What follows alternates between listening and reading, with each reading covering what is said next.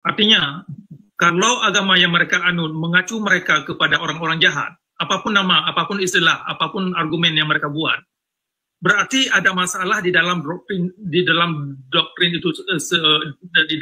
itu sendiri.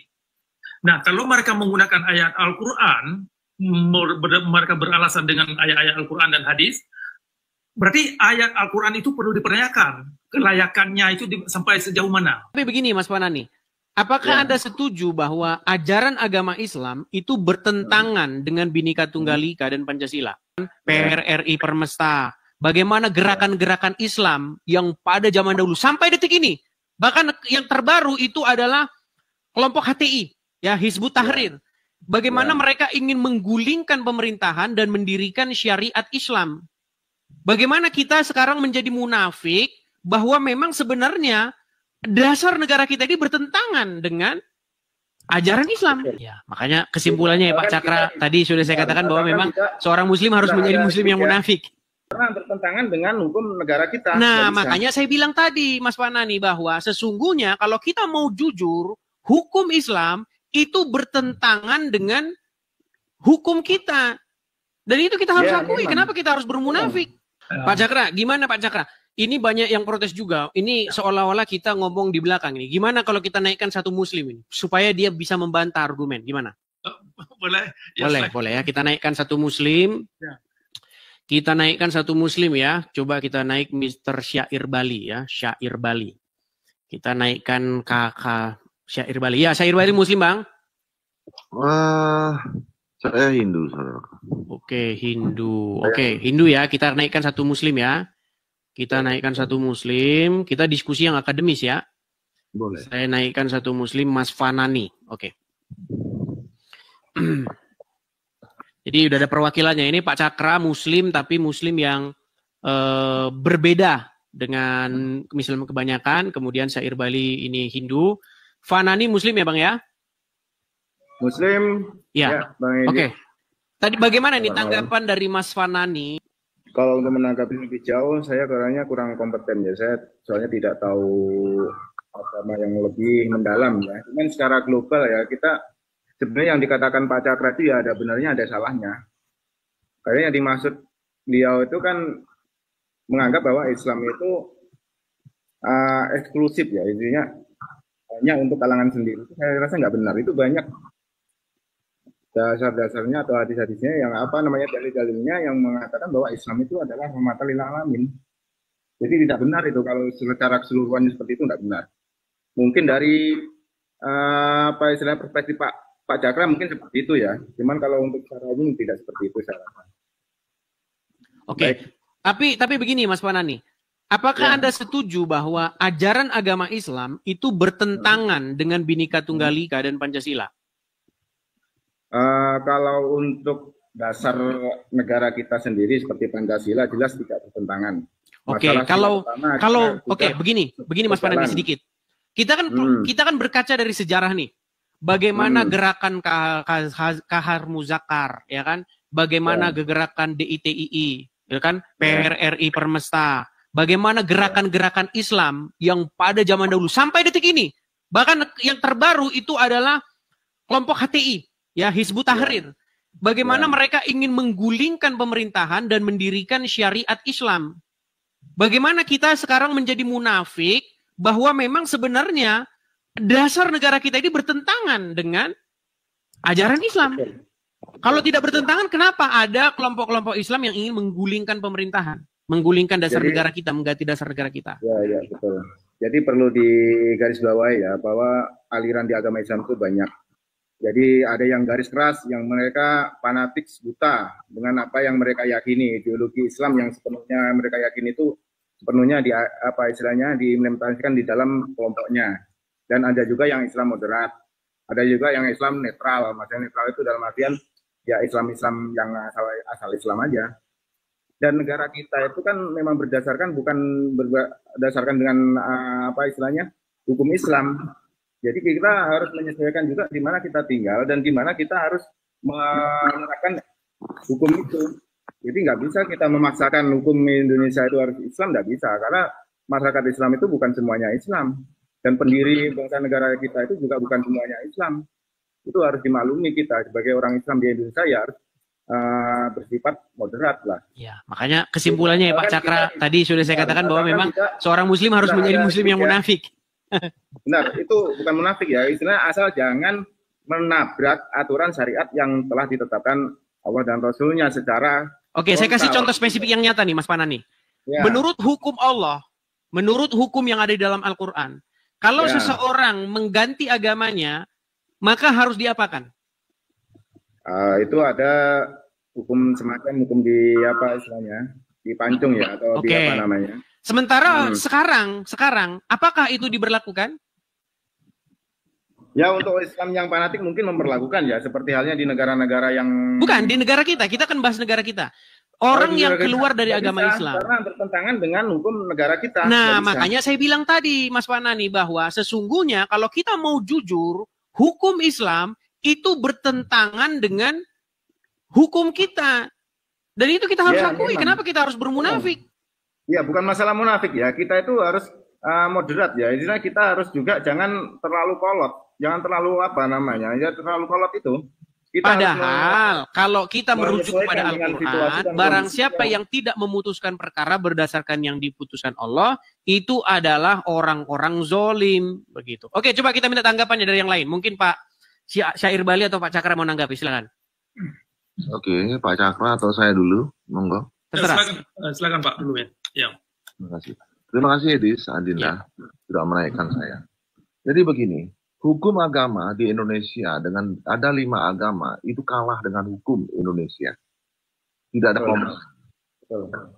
Ya, tidak usah dipertentangkan bahwa hukum agama di Indonesia itu sudah kalah dengan hukum positif yang berlaku di Indonesia. Itu menandakan bahwa hukum Tuhan di Indonesia itu kalah dengan hukum manusia. Itu yang pertama. Yang kedua, ya, kalau menurut saya orang Hindu, jujur saja saya mengatakan bahwa Muslim ini besar, ajarannya pasti benar, pasti baik. Cuma dicarut-marutkan oleh para ulama, ya seperti Abdul Somad menghina umat Kristen, ya ini dia menghina umat Hindu juga, bilang menyembah berhala, salib ada setan dan lain sebagainya. Ini udah kacau. Tapi umat Muslim mayoritas di Indonesia semua diam. Itu saya tidak suka. Sangat saya tidak suka. Ya, jadi mestinya umat Muslim di Indonesia itu pintar. Kalau ada ulama yang seperti itu, mestinya bersuara. Ini akan merusak NKRI. Tapi itu udah ada dasarnya, Pak Syair Bali.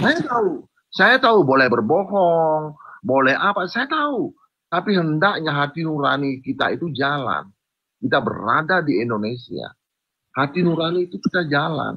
Kalau memang itu nyeleneh atau salah, mestinya bersuara. Itu yang saya harapkan sebenarnya sebagai umat Hindu di Bali. Karena kami di Bali dengan umat Kristen, dengan umat Muslim, kami pelangi yang indah di Bali. Begitu loh. Ya, tapi kalau tanggapan saya begini, Syair Bali. Kita itu sebenarnya hidup dalam kemunafikan begini. Apa yang diutarakan oleh ulama-ulama, masalahnya itu ada di dalam literasi-literasi Islam. Begitu loh. Jadi sebenarnya yang terjadi begini, yang terjadi itu begini. Mayoritas umat Muslim, itu mereka tidak tahu apa yang tertulis. Kemudian yang kedua, mereka ini hidup dalam sebuah dilema. Mana nih yang harus diikuti? Hukum Allah atau hukum negara? Ya kan? Betul yang Anda bilang bahwa karena kita negara Indonesia, maka hukum positifnya kan hukum negara. Sementara di hati nuraninya orang Islam, di relung hatinya yang paling dalam, itu hukum Allah yang harus dilakukan. Maka sebenarnya yang terjadi sekarang ini adalah sebuah pending. Sebuah pending kapan gerakan ini bisa betul-betul membludak. Begitu. Kalau saya sih melihatnya tinggal menunggu waktu. Begitu. Mungkin Pak Cakra mau berbicara. Silakan Pak Cakra. Ya, boleh. Begini, perlu kita ajak kawan-kawan semua, terutama orang-orang Islam, untuk bisa bercermin di depan cermin. Artinya, kalau agama yang mereka anut mengacu mereka kepada orang-orang jahat, apapun nama, apapun istilah, apapun argumen yang mereka buat, berarti ada masalah di dalam doktrin itu sendiri. Nah, kalau mereka menggunakan ayat Al-Quran, mereka beralasan dengan ayat-ayat Al-Quran dan hadis, berarti ayat Al-Quran itu perlu dipertanyakan kelayakannya itu sampai sejauh mana. Kalau ayat Al-Quran digunakan dengan sedemikian rupa dan mengacu umat kepada orang jahat, nah maka Al-Quran itu harus digugat untuk dipertanyakan apakah itu memang tujuan Tuhan. Nah makanya orang Islam tidak hanya memakai slogan, oh ini Al-Quran, kitab suci yang begitu hebat dan pulang-pulang ini adalah hukum Tuhan. Tetapi kalau makna yang dibuat itu adalah mengacu mereka sendiri kepada orang-orang dan golongan yang tidak baik, nah buat, termasuk konsep Tuhan itu sendiri. Nah kalau konsep Tuhan yang dibawa oleh Nabi Muhammad hanya mengacu umat kepada kezaliman dalam beragama, maka konsep Tuhan itu sendiri perlu digugat, perlu dipertanyakan. Jadi jangankan Nabi Muhammad yang perlu digugat, Tuhan itu sendiri, Tuhan yang dibawa oleh Nabi Muhammad itu sendiri, perlu digugat. Kalau memang Tuhan yang dianut umat ini hanya membawa umat kepada kezaliman dalam beragama. Makanya saya sendiri sudah lama ini mengajak kaum Islam untuk coba mewujudkan konsep rahmatan lil alamin dalam hidup mereka itu bagaimana. Nah, apakah kalau mereka tidak mampu mewujudkan konsep rahmatan lil alamin pada diri mereka, itu perlu kita pertanyakan kendalanya di mana. Nah, alasannya apa?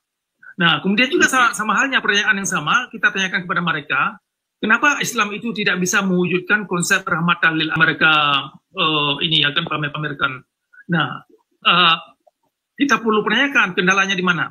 Nah, kalau ada kandungan dari ajaran dalam agama Islam yang terbukti ada kaitannya dengan perbuatan kaum ulama, perbuatan umat yang mengacu umat kepada golongan tidak baik, golongan yang bikin kerusuhan, berarti ajaran itu sendiri perlu digugat, perlu dipertanyakan keabsahannya dan kelayakannya sebagai petunjuk. Nah, makanya tidak ada hal bagi saya sendiri ya ini tidak ada hal yang tidak bisa kita pertanyakan. Harus kita berani mempertanyakan apapun yang perlu kita ingin tahu kalau memang kita ini ingin mencari kebenaran.